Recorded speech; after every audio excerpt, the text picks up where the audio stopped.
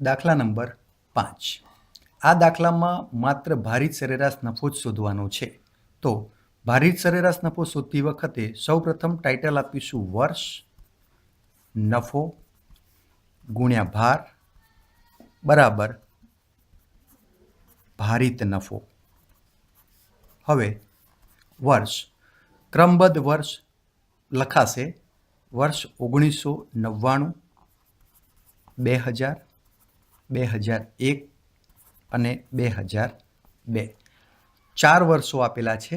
ચારેય વર્ષનો નફો અનુક્રમે 10,000, 12,000, 14,000 અને 15,000.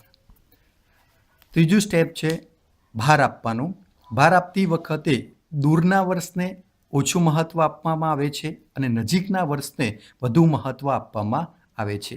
તેથી જેટલા વર્ષો હોય ત્યાં દૂરના વર્ષથી ક્રમબદ્ધ 1થી ભાર આપીશું. એટલે 1 1999 ને, ત્યારબાદ 2, 3 અને 4. આમ 4 વર્ષને ક્રમબદ્ધ 1થી 4 ભાર આપવામાં આવે છે.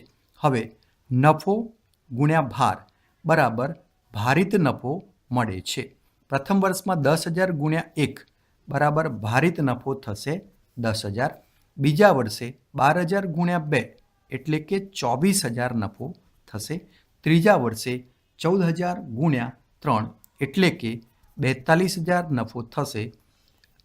ચોથા વર્ષે 15,000 ગુણ્યા 4 એટલે 60,000 નફો થશે. આમ કુલ ભારિત નફો થશે ₹1,36,000 અને ભારનો સરવાળો કરતા કુલ ભાર થશે 10.